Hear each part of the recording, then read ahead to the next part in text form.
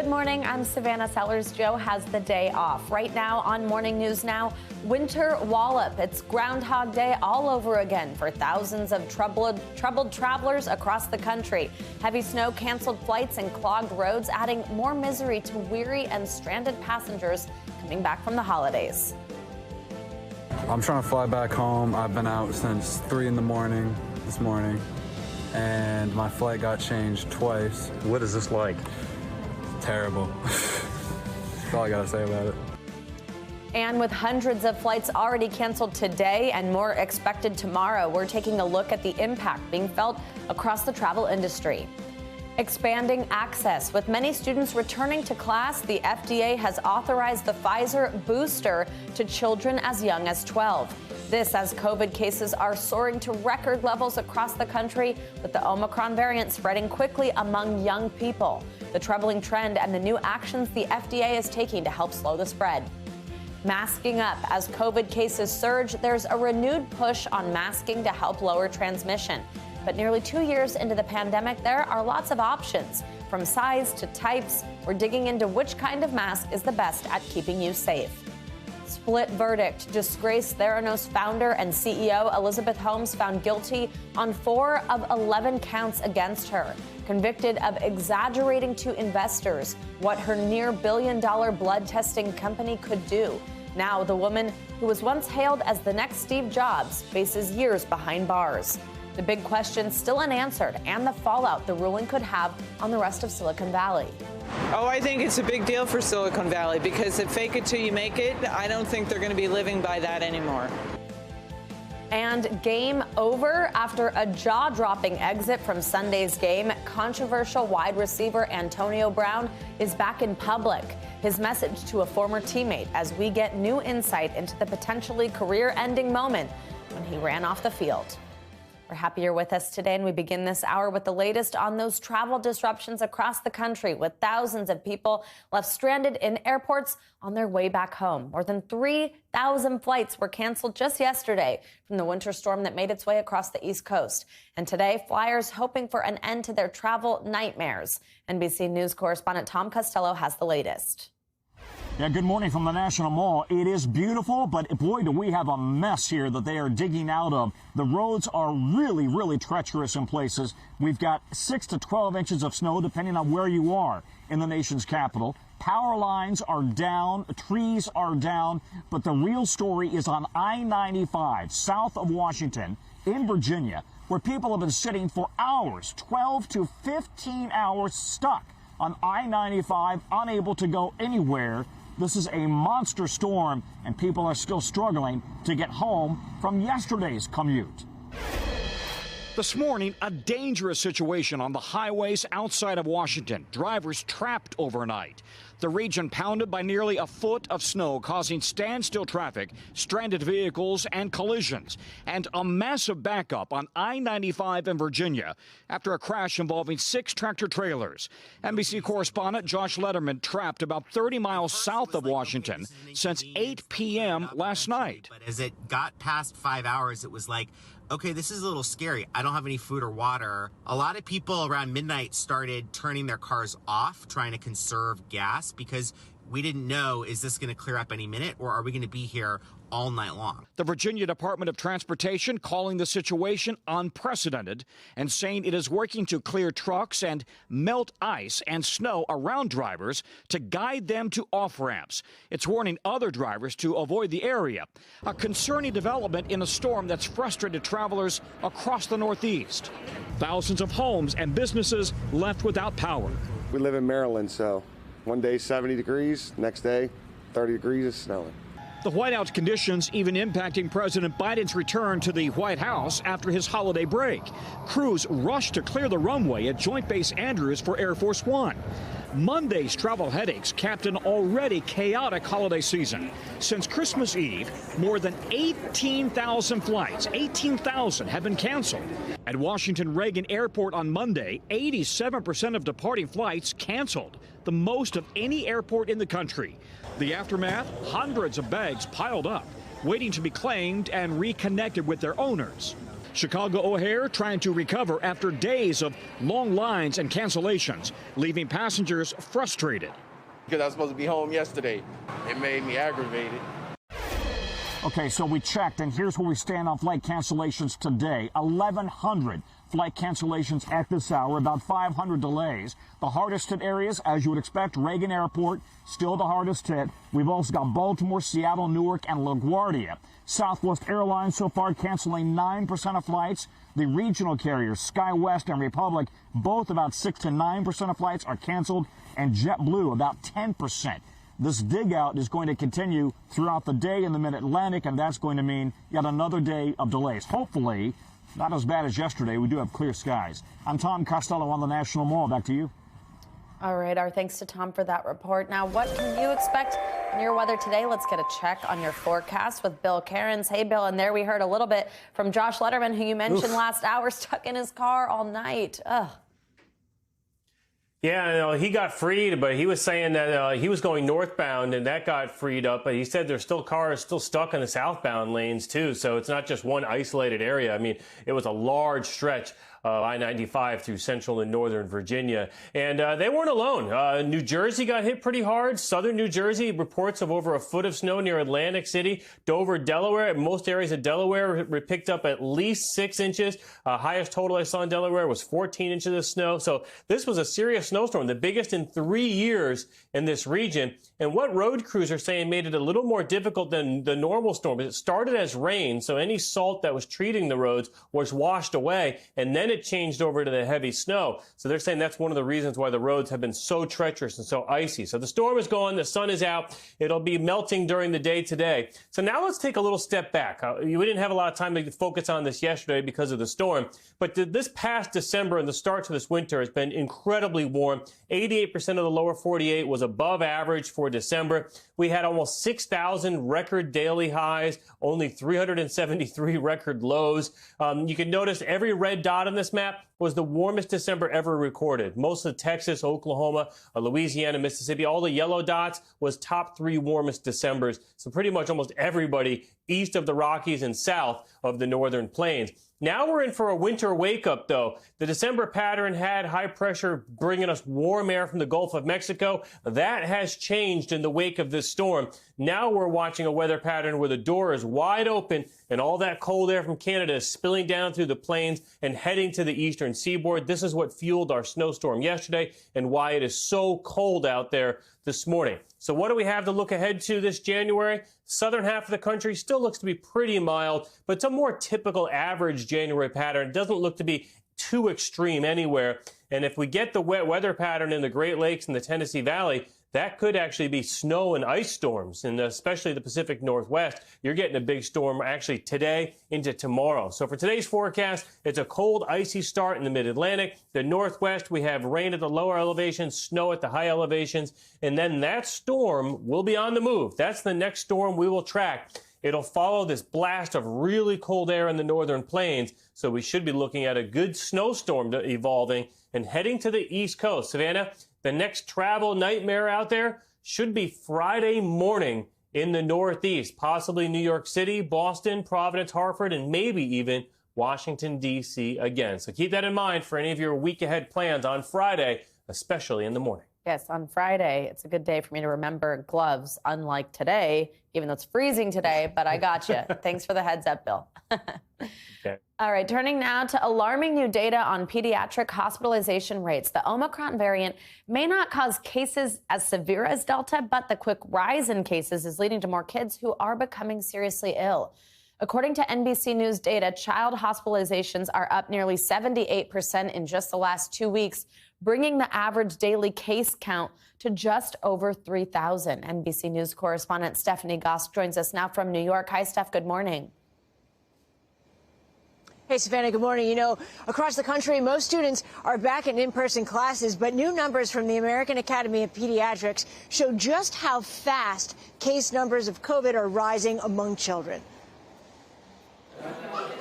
In the week leading up to Christmas, pediatric COVID cases reached nearly 200,000. But troubling new numbers from the American Academy of Pediatrics show an even more dramatic statistic. The very next week, a 60% jump in cases of children getting COVID, more than 300,000. I simply have never seen anything like what we're experiencing now. According to an NBC tally, the case numbers are leading to record hospitalizations of children with COVID in 9 different states. And while some of those children are being treated for other conditions when they test positive, doctors say a significant number are getting serious cases of COVID. COVID, in a very short period of time, has become one of the leading medical causes of death for children in this country. So I think it's about time that we stopped downplaying the significance of COVID for children. At the Texas Children's Hospital, there were 0 pediatric cases when December began. Now there are 70. Today's hospitalization numbers have surpassed our peak of patients during the recent Delta surge.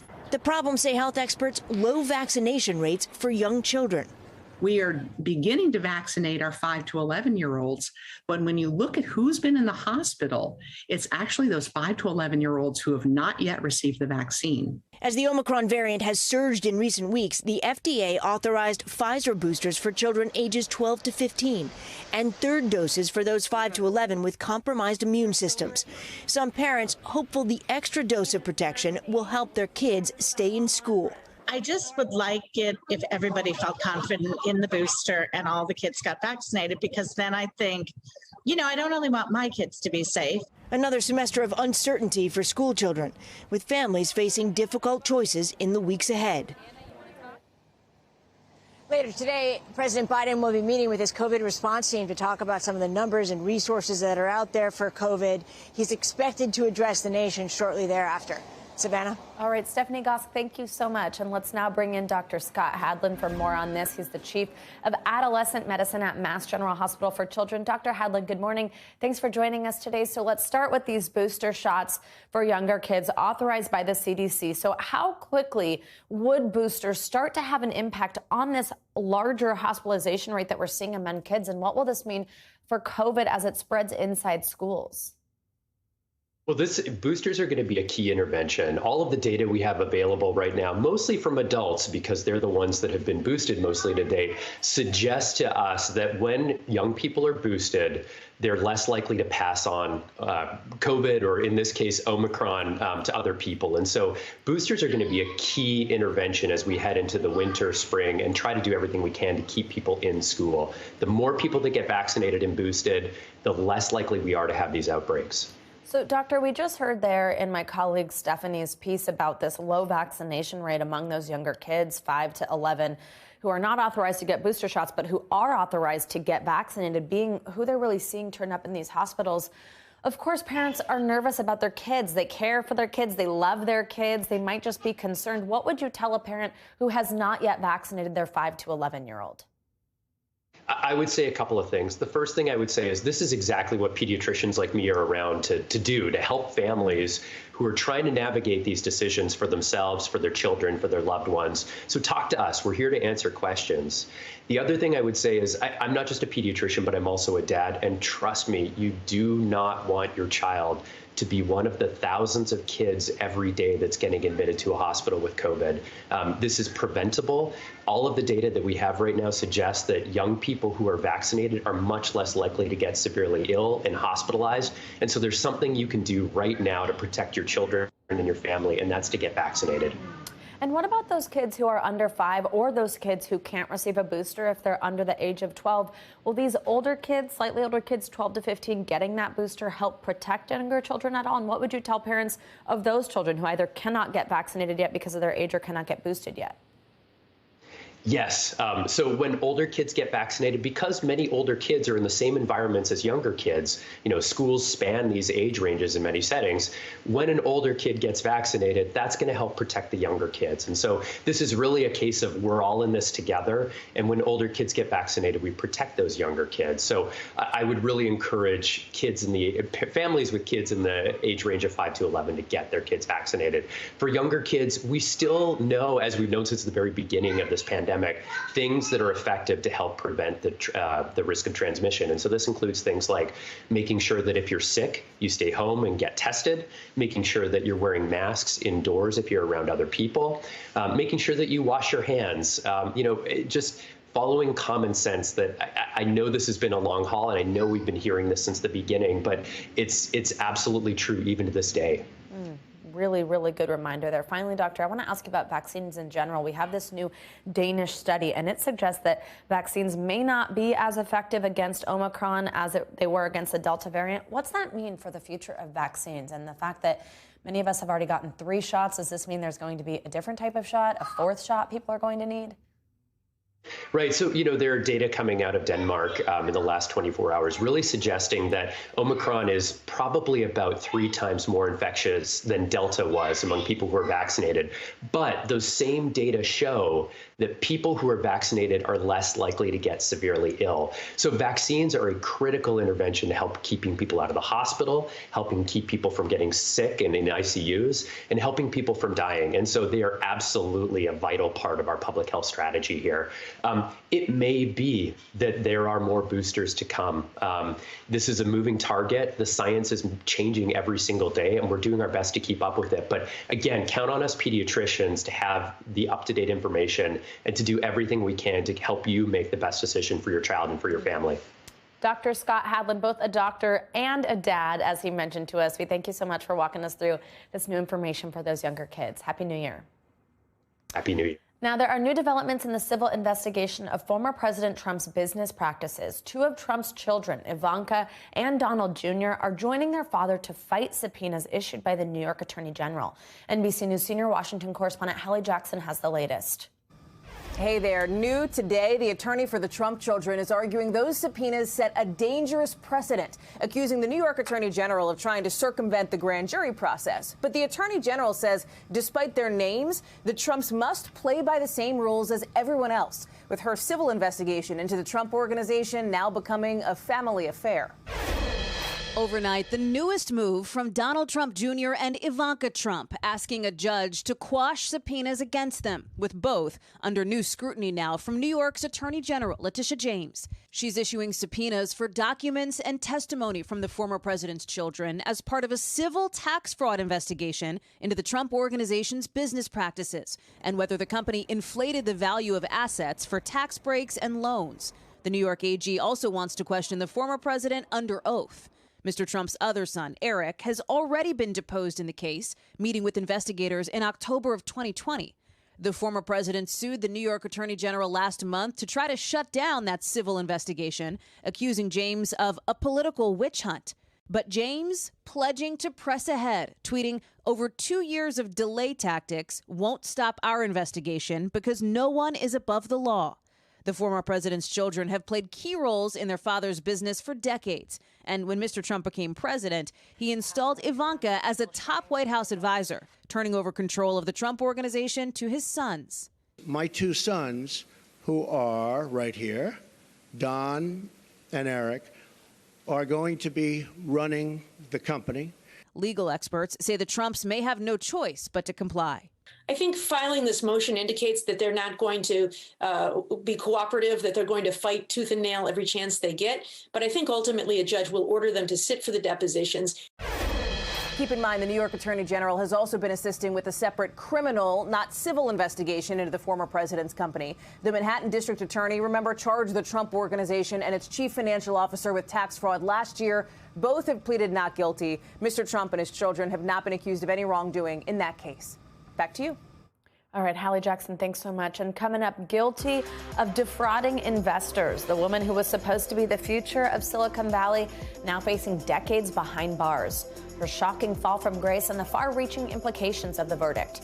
And major new developments in the sexual assault lawsuit against Prince Andrew. The documents that could cause the case against the British royal to be dismissed after the break.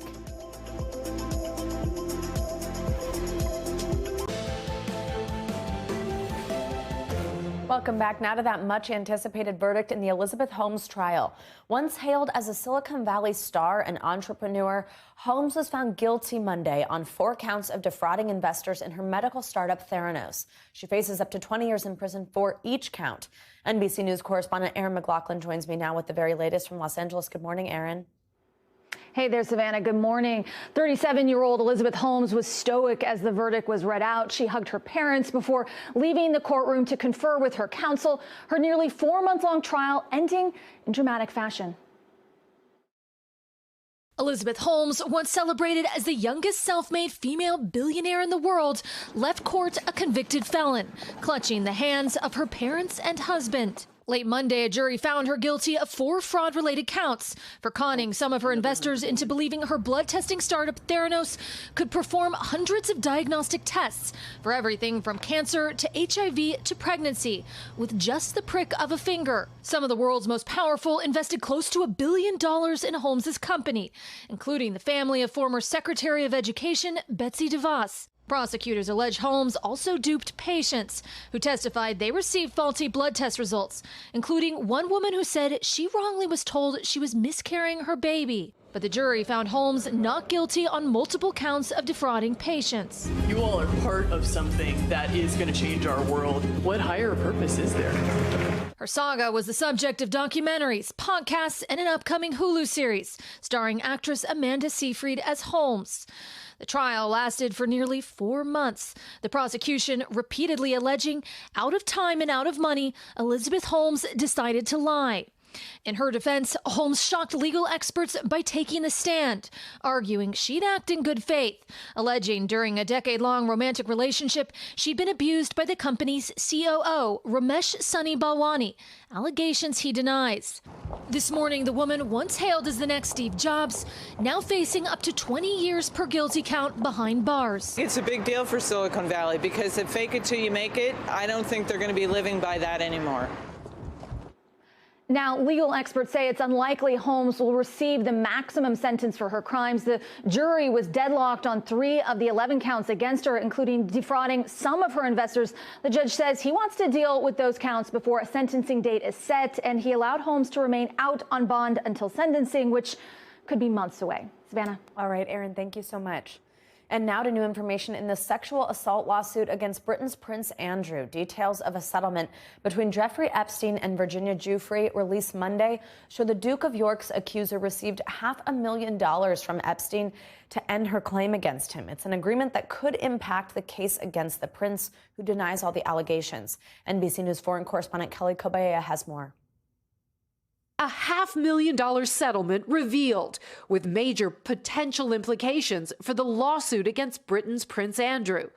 Documents from a confidential settlement between Jeffrey Epstein and one of his accusers, Virginia Giuffre, were released by a New York judge as part of Giuffre's civil lawsuit against the prince.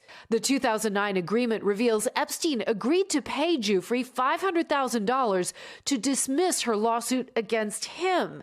The deal also has language releasing, quote, any other person or entity who could have been included as a potential defendant from all actions of Giuffre, including suits. The prince's lawyers claim this protects the Duke of York from Giuffre's lawsuit. Whether or not Giuffre was even thinking of Prince Andrew when she signed this settlement agreement, it may cover Prince Andrew anyway. Defendants always want releases to be written as broadly as possible, and this one is no exception. It may be so broad that it releases not only Epstein, but anyone associated with Epstein who could have been a defendant. Giuffre, formerly known as Virginia Roberts, is suing the Duke of York for allegedly sexually assaulting her when she was a teenager. He knows exactly what he's done, and I hope he comes clean about it. She said that Ghislaine Maxwell and Epstein trafficked her to Prince Andrew when she was a minor at Maxwell's London home. The prince has denied the allegations and ever meeting Giuffre.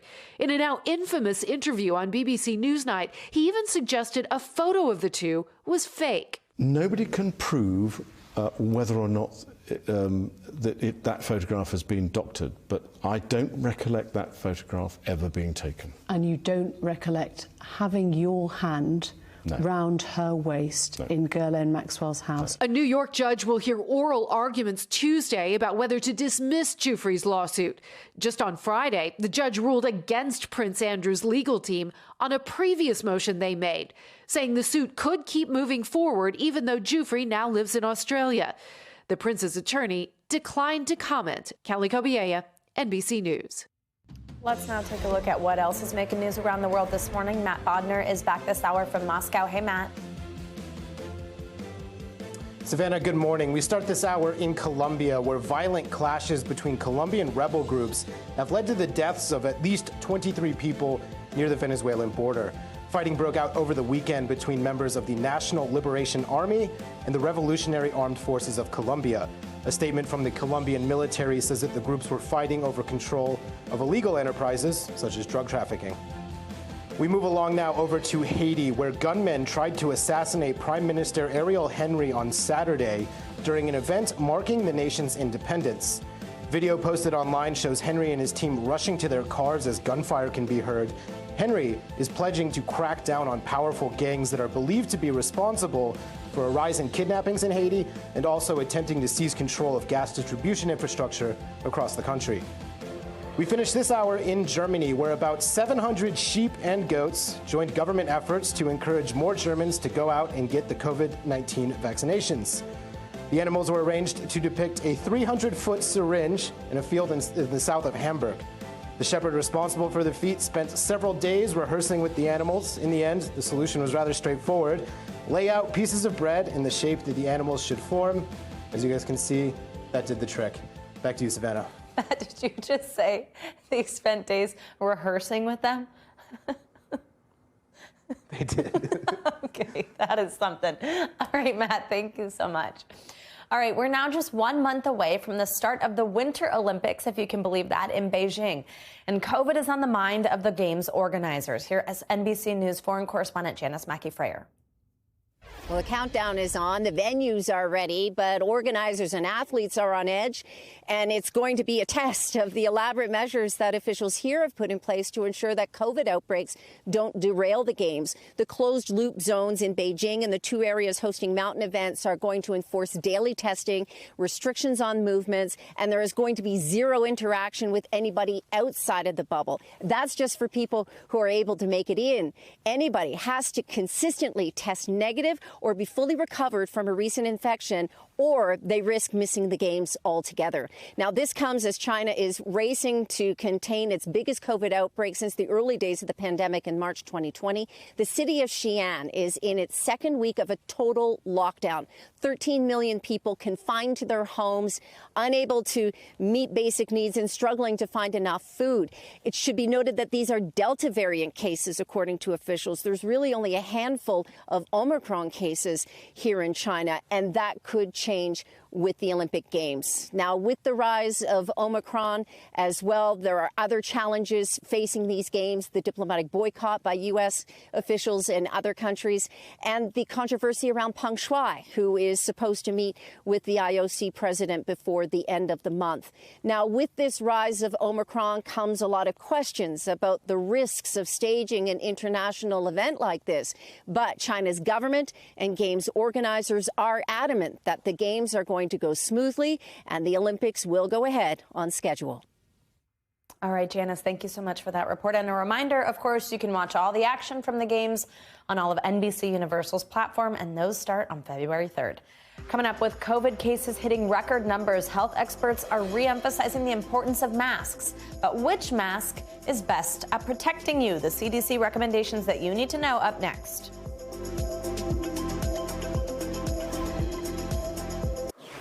Welcome back. Fans are honoring Betty White ahead of what would have been her 100th birthday on January 17th. One of the legendary actress's great loves, both on and off screen, was animals. She used her platform for animal welfare advocacy and played major roles in countless animal charities. So now fans have been taking to social media with a celebratory Betty White challenge, asking people to donate $5 to a local animal shelter or rescue in her name. The Golden Girls star died Friday, just 3 weeks shy of turning 100. The challenge hopes to, quote, make her birthday the movement she deserves. Isn't that amazing? Now, New York is seeing its highest daily number of reported positive COVID cases since the pandemic began.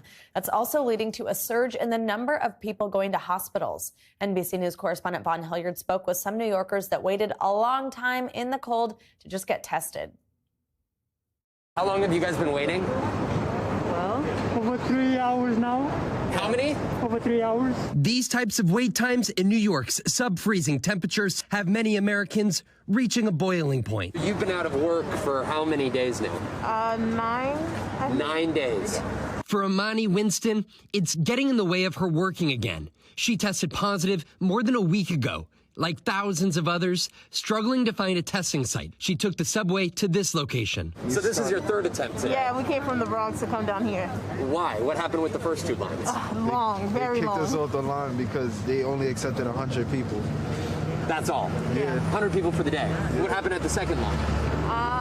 We did it, but we need a rapid one. The difficulty with so many of these testing sites is just how long it takes to get those results back. Here at this Manhattan one, and it's now up to 130 hours. That's 5.5 days. When's your flight? 2 days from now. So you hope to have your PCR back? Yeah, we hope to have our PCR back before then. Autumn and Victor came to this clinic trying to get a test back so they can fly home to Puerto Rico. So 5 hours later, you guys are now in another line. Yeah. Yep. In the past week, the U.S. averaged more than 400,000 new daily COVID infections, a record for the entire pandemic, despite these slow, massive lines. Here in New York, the state recording its highest one-day tally since the pandemic, with over 85,000 positive cases. Just how much may we be undercounting the number of positive cases? This time with Omicron, because it's so easy to give and get, we think we could be missing anywhere from 70 to 90% of infections, depending on what region of the country you're in. The long lines and long waits for PCR test results, pushing many to turn to at-home kits. I've waited in that line before. It's not very quick, but I get a more accurate test result though. And so you're willing to exchange a more accurate test result in order to not wait in that line, is essentially what you're telling me. Yeah. But most of the at-home results are not being officially recorded. How many of these at-home tests are even being reported back to the government? We think anywhere near 50% could not be reported, maybe even higher, but it's a lot. And that's what accounts for, I think, the undercounting in Omicron. The virus leaving families in the dead of winter waiting for answers. We're just waiting to get tested finally. All right, our thanks to Von Hilliard for that report. Now, masking up has, of course, been one of the key factors in protecting yourself and others from the virus. And now there's a renewed emphasis on getting people to wear them as we experience this surge. But do you have the information you need to choose the best kind? Well, if not, senior consumer investigative correspondent Vicki Nguyen will help you out. She joins me now with a refresher. Vicki, good morning. Great to see you. So walk us through the different type of masks that are available and which are most effective at stopping the spread of COVID. What should people be reaching for at this point in the pandemic? Hey, good morning, Savannah, and Happy New Year to you. Can you believe it's 2022 and we're still talking about things we were talking about in 2020? All right, 3 categories of masks that the CDC and public health experts want you to pay attention to. The first, the cloth mask. You're familiar with it. You want to make sure it has at least 2 layers of high-quality material, and some masks actually have a pocket here where you can insert a filter. That is a good idea if you're using a cloth mask. However, a lot of public health officials are requesting that people upgrade their masks to at least a surgical mask, which provides more effectiveness and more protection against Omicron, as we're seeing it spreading so much, and because it's evading vaccines. They say really the gold standard, and something you should consider because now they're more readily available, the KN95 or the N95. There was concern a couple years ago about reserving these for healthcare workers and frontline workers, but now they're being manufactured, they're easy to get, and if you are in crowded indoor spaces, or even if you're outside and you can't socially distance from others, consider getting one of these masks. They filter out 95% of particles, including the the droplets that carry the coronavirus. Savannah? All right, so Vicki, what are the best places then to find these masks? Like, for example, if you're looking for an N95, KN95, how do you make sure you're not getting scammed? Do you order them on the internet? Other places you should go? Tell us how to get them. Really important. And the CDC has actually updated its website to let you know which masks are effective and to link to retailers like Target, like Amazon, to find those specific masks. I'm going to put that on my social media because it is a very difficult site within the CDC.gov website to find. However, I would also say that you should buy directly from mask manufacturers. Some people are concerned about counterfeit masks, fraudulent masks coming over from overseas. So there are 3M, Honeywell, Indiana Face Mask. There are U.S.-based mask makers that now sell directly to consumers. And even 3M has launched its own hotline so that you can report fraud or counterfeit or price gouging. And if you do encounter that, you can certainly report it to your state attorney general. The last tip there is to make sure you buy with a credit card that has fraud protection. In case you get a mask and it's not what you paid for, you will get your money back. But absolutely look for reputable sources. Absolutely. Vicki, finally, what about kids? What are the latest recommendations for kids' masks, especially as we see surges in schools? You know what? We consulted with Dr. John Torres, one of Morning News Now favorites, and he said, of course, the N95 and the KN95 are the best for kids as well as adults, but they have to fit very snugly, and that can be tough for kids to wear. They're not the most comfortable to wear all day, and it can be hard to find an N95 in a small enough size to fit snugly on your child's face over their nose and mouth. So the next best option, a surgical mask that is kid-sized. And keep in mind, look at the difference between an adult surgical mask and a kid's one. This is what you want because that's really what's going to fit snugly and make sure there's no gaps over their nose or their cheek.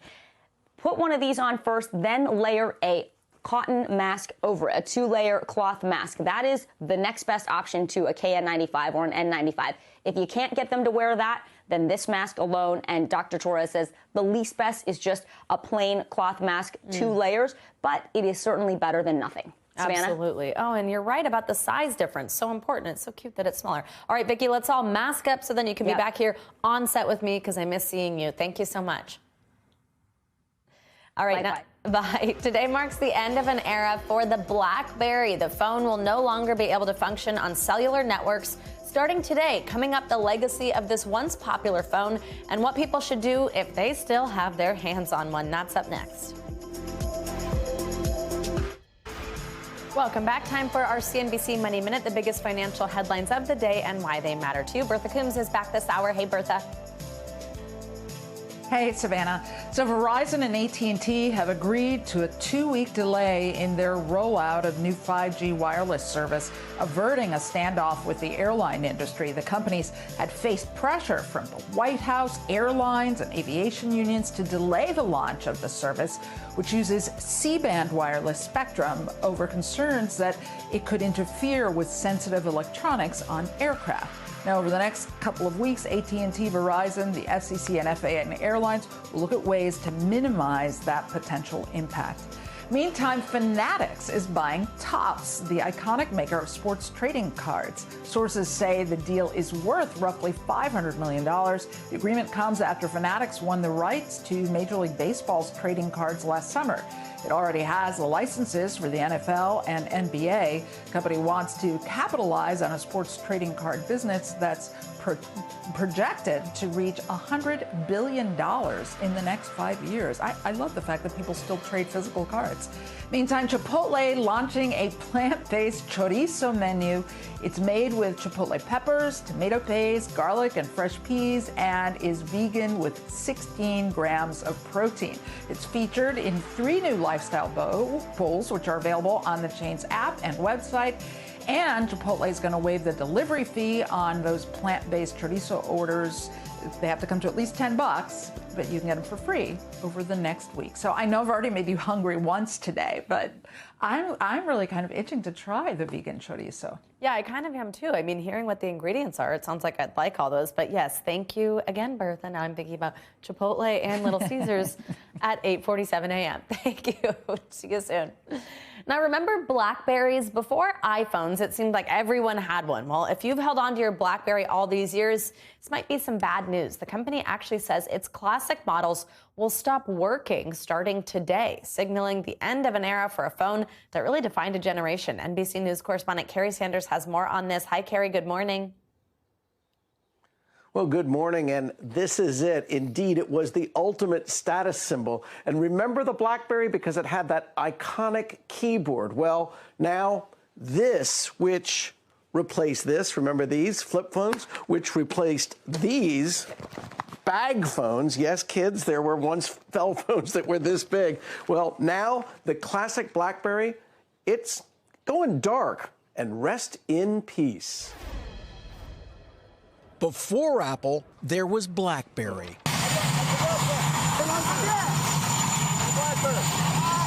From presidents and politicians to celebrities and CEOs, the phones with the signature keyboard quickly became a status symbol at the office and beyond.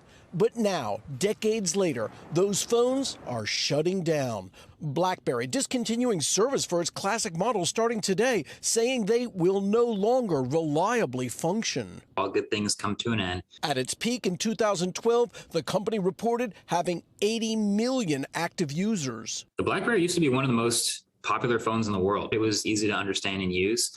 It also had those keyboards that were really clicky and tactile. People everywhere were glued to their keyboards, which made answering emails for work. All essential personnel will be issued Blackberries for company use. Gimme. Or messaging friends through the phone's popular BBM platform easy and addicting. Blackberries became crackberries for many. But eventually that once revolutionary keyboard became obsolete. They all have these keyboards that are there whether you need them or not to be there. What we're going to do is get rid of all these buttons and just make a giant screen.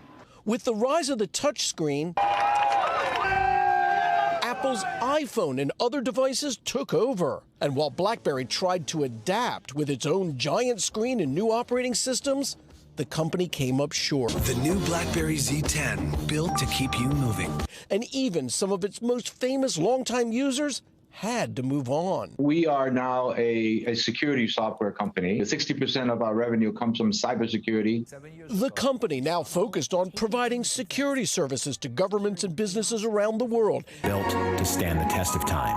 As it officially pulls the plug on its old phones and finally says goodbye to a classic. BlackBerry stopped making these phones in 2016. The classic BlackBerry is the one that will stop working. If you happen to have BlackBerry Android phones, and they're apparently out there, they'll continue to work. It's important to note, if you have an Apple phone or an Android phone, you really know that if you drop it, well, the nickname is Crackle because these break so easily. But you know what? These phones, you could drop them from 20 feet. True. They still worked. They didn't crack. They didn't break. You could hammer nails with them. Savannah? So, Carrie, you had one, I'm thinking, with your knowledge of that. Is that your personal BlackBerry? I did. I remember getting it. in 2014. It was given to me by an executive at NBC just for a very short period of time during the Olympic Games in Athens. And they said, Carrie, while you're at the Games, I want you to use this and do this thing called a blog. And I go, a blog? What's a blog? And they go, type little notes about what you're seeing and where you're doing. Well, I got so addicted to this. When I came back, the executive said, okay, I need my phone back. And I go, I'm keeping it. You're not getting it back. You got to come find me to get it. And I held on to it for about 6 more months until I finally had to give it up. Carrie. Addictive. They called them crackberries for a reason. Yeah, really. Carrie, does the blog still exist? The really important question. Where can we find your blog entries? You know what? I wonder whether the Wayback Machine could find those really important notes that I put on at the Games, like, I'm lost. Which way do I go? We're digging that up for the next time you're with us. All right, Carrie Sanders, thank you so much. And coming up, a life-saving game. A woman in the stands notices a cancerous mole on a hockey team manager's neck. To be sitting so close that I could see in detail. And I'm going to look at her and say, there's the woman that saved my life. We first told you about this story yesterday. Now we'll hear from the manager and the fan about that life-saving moment and the special gift that fan is now receiving. Now, a hockey game turned into a life-saving moment for a team manager after a fan in the stands noticed a serious medical issue. Here's NBC News correspondent Kevin Tibbles. The biggest save of the game saved a life. Watching the NHL Seattle Kraken play the Vancouver Canucks, 22-year-old Nadia Popovich spotted something suspicious on Canucks equipment manager Red Hamilton's neck. I was so lucky to be sitting so close that I could see in detail his mole, and I noticed that it was discolored, it was raised. Nadia, a future med student, had to warn him to see a doctor, so she crafted a message on her phone. I knocked really hard and I pointed and I kind of smiled to make it seem like I was friendly. And then he stood up and looked at it, read it for a second, and then walked away. I glanced at it. I acknowledged that I saw it, but I just kept going. I did not know there was a mole on my neck. Red may have been skeptical, but he took her advice, and it was cancerous melanoma. Did the doctor say what would have happened had you never noticed it? He said if you had left that in your body for 5 years, you probably wouldn't be here. Then the search to say thank you began, and Nadia and Red had a reunion. Nadia, the Kraken, and the Canucks cannot thank you enough. She was given a standing O the next time the Canucks and Kraken met. The two teams even came together, creating a $10,000 scholarship to help with Nadia's studies. We know you're going to make a phenomenal doctor. She's going to look at you and say, there's the guy whose life I saved. 100%. And I'm going to look at her and say, there's the woman that saved my life. Kevin Tibbles, NBC News. All right, Kevin, thank you for bringing us that incredible story and actually hearing from those people involved, since we told you a little bit about that yesterday. And that does it for this hour of Morning News Now, but the news continues right now.